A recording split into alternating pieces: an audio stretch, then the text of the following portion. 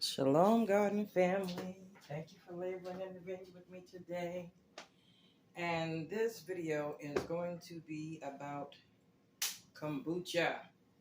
And I don't know if you know about kombucha. To me, kombucha is something that has just come on the scene probably within the last 3 to 5 years. I never really heard of fermented tea before that. I never even thought of making tea an alcoholic beverage.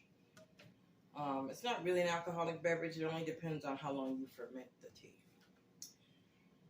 I hope you can see my face in this video. If not, just know that I am just focusing on the kombucha. Now, this is a 2-gallon dispenser that I actually found at Bed Bath & Beyond for $30. It's very, very, very, very significant in the SCOBY making the kombucha making process if you want to make obviously a bulk amount. If not, you can start with a canning jars, whether they're the 8 ounces or the 16-ounce jars. Now, first I want to start off by saying what kombucha is, talking about kombucha, what makes kombucha, how you can make the SCOBY involved in the kombucha, tell you what a SCOBY is, fermentation, and all that good stuff. Okay? Let me turn my fan on. I'll be right back.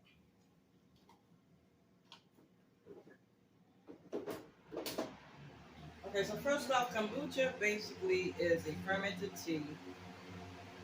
Let me start. I'll say it's a fermented effervescence because it does give off bubbles when you carbonate it. It's a black tea. You can use green tea, black tea. The two teas that are really not recommended in this is chamomile tea and peppermint teas because these teas don't have enough nutrients to actually feed the SCOBY, okay? So you're going to use sweetened black tea. It's going to be a sweetened black tea drink commonly consumed for the purposes of health benefits. So the health benefits is basically it's for your gut health. So it's like a probiotic, believe it or not. And sometimes the beverage is called kombucha tea to distinguish it from the culture of bacteria and yeast. You can add juices, spices, fruits, and other flavors that you can add. But then you would do a second fermentation. You would probably do it in a bottle such as this, or this one right here, as opposed to in this container. Now, in order to make a kombucha, you're going to need a SCOBY. And a SCOBY is just an acronym, okay? And I'm going to tell you what that acronym is. It's basically a symbiotic culture of bacteria and yeast, SCOBY. And it is formed after the completion of a unique symbiotic fermentation process, okay, of lactate acid, a balance of acidic acid and bacteria, and the yeast is formed several sour foods and beverages such as kombucha and kimchi. So if you want to make kimchi, which is made out of this fermented cabbage, okay, so if you want to make kimchi, I'm not sure who makes kimchi. I don't know if it's Japanese or Korean or the Vietnamese. Either way, it's an Asian vegetable. And fermentation obviously is a process. It's a chemical breakdown of the substance by using bacteria or yeast, like when you're making wine. The microorganism typically involves effervescence and giving off of heat. So the process of fermentation is involved in making beer, wine, liquor, and such sugars are converted into ethyl alcohol. So basically, say you're making wine, and you are, or even kombucha. We'll just go with kombucha. You're making wine. In order for the SCOBY to grow, the SCOBY needs certain conditions, okay? And it needs sugar. It feeds off the sugar.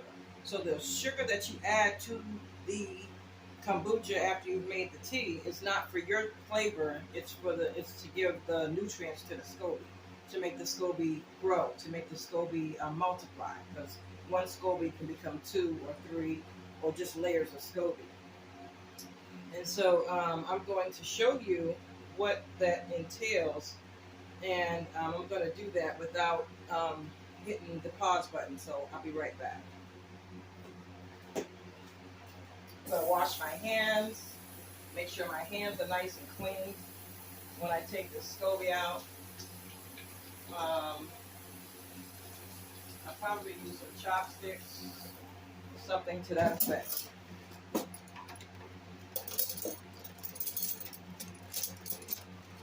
And when you're taking the SCOBY out, you want to make sure your hands are clean. You want to make sure all your instruments is clean, because this is a bacterial. I hate doing this and not being prepared, but please forgive me. This is a bacterial organism that you're working with, okay? Let me just make sure I'm still filming. Are you telling me I'm not?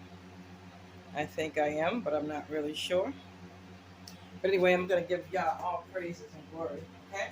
So basically, I started this kombucha probably 7 to 10 days ago. That's pretty much how long it takes. You get a pot of water, you put like 5 or 6 tea bags in it, you let it steep for about 5 to 7 minutes. Once you do that, you add your sugar to the actual tea, let it dissolve. Then you add cold water to the hot tea, bring it up to a certain level. Once you get it up to a certain level, you throw in the SCOBY, okay? And then you cover it up, put it at room temperature, preferably a nice dark or warm area, so that the SCOBY can grow. Now, if you don't have a SCOBY to start with, you can make your own SCOBY. And the way you make your own SCOBY is that you would start your own tea, the same way I said, with your tea and your sugar. But you would go to the store and buy a bottle of kombucha that's already been fermented. And you get that kombucha and you add a little bit to your tea. And when you add a little bit to your tea, that has some of the bacteria, left over from the SCOBY process, and that will produce another SCOBY. So, with that being said, right now I'm going to take this off so that you can actually see the SCOBY and you can see the tea.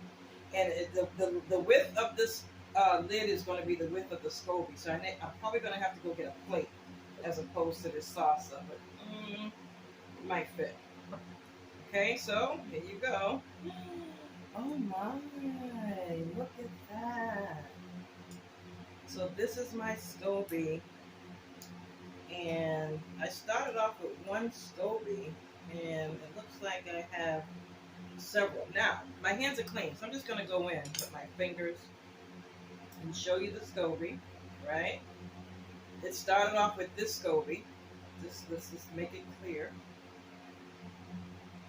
And this is the second SCOBY that I'm pulling off right now. Okay? So this is SCOBY number 1, the one that started the tea. And this is SCOBY number 2, the one that grew. Okay? So this will start you a whole new SCOBY. Now, what you're going to have after you have your SCOBYs, let me go get my hotel. It's called the SCOBY Hotel. And a SCOBY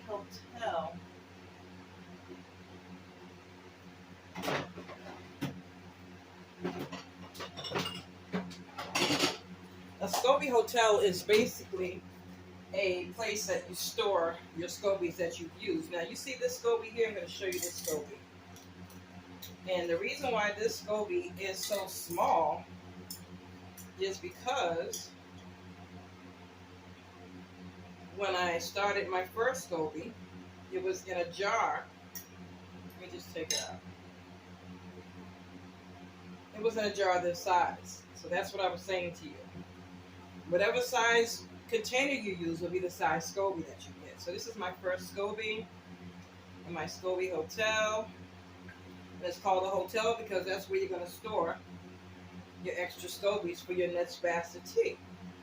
So I put that SCOBY in there. And I'm going to put this SCOBY in there. So now there's 3, right? And I'm going to take some of that kombucha that's already done. And I'm going to add it to the SCOBY Hotel. They need their own living quarters. Now, mind you, this kombucha is done. I have yet to try it, and I'm probably going to try it with you. I'm going to fill this up, and I'm going to push that SCOBY down because I don't want to get to, okay? This SCOBY goes back into the refrigerator, these 3 SCOBYs, and now you have what you call a SCOBY Hotel. Oh, praises to the Most High. And I say that because this process is basically couldn't be done if Yah was not involved. There's not anything that you can do, especially something that is a live organism. This is the Most High. It just took somebody to figure out how to do it and try to taste it. So I'm going to get something to taste this with. And we're going to do a quick taste test on this SCOBY. On this kombucha. Of course, you might prefer it cold, but again, this is just a taste test. Ooh.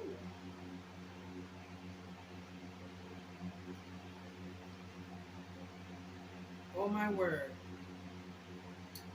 Oh my word. Let me tell you about this. You can actually, okay, this is what it looks like, right? But when you drink it, there's an effervescence, there's a kick. There's a kick to it. And so my plan is basically to flavor this. Now I used green tea, okay? But I was told that black tea is also a good thing to use. And let's see if I can sit. Yeah, black tea is a good thing to use. But I use green. So what I want to do is add some fruit. Now, I'm going to add this fruit to here. I'm just going to put some blueberries in here. And what I'm going to do is a double fermentation. And it's called a double fermentation because I'm going to add this fruit, right? This fruit has sugar in it. And so because this fruit has sugar in it, when I add this kombucha to the fruit, the kombucha still has some of the bacteria from the SCOBY.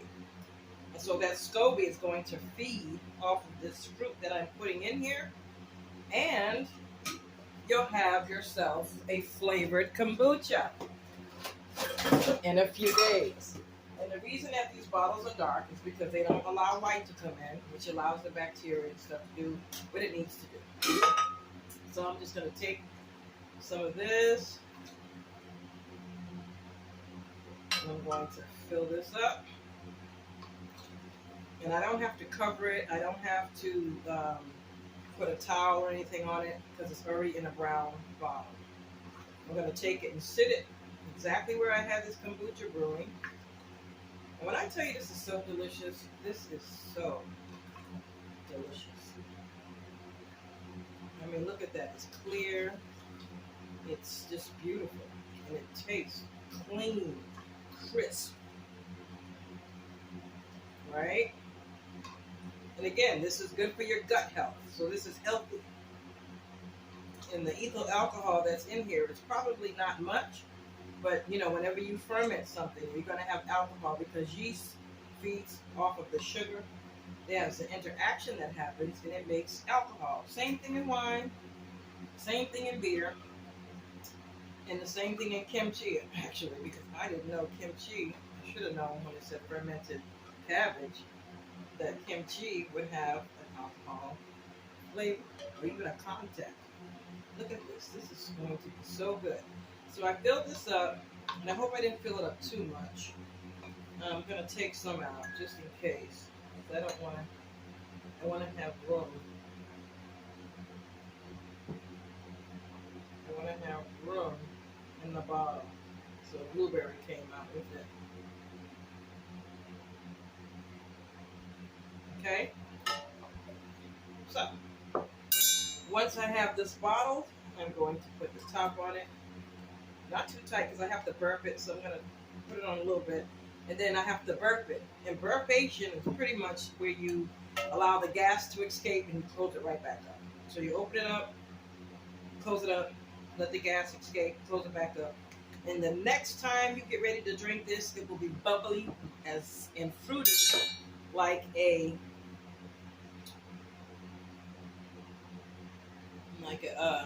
sparkling wine. Okay? So, thank you for coming to my channel. Don't forget to like and subscribe. I sure hope you can see my face. If not, it's no big deal. But try making kombucha if you're interested. If you like tea, and for probiotics, it's very, like I said, it's good for your health. It's good bacteria. It's good bacteria that will not turn your stomach, because you have bacteria in your body as well. So they basically will commingle together and give you a good reaction in your gut. Okay, so thank you for coming to the channel. Remember to always do your best to be blessed. Do something good for yourself. Do something good for your health.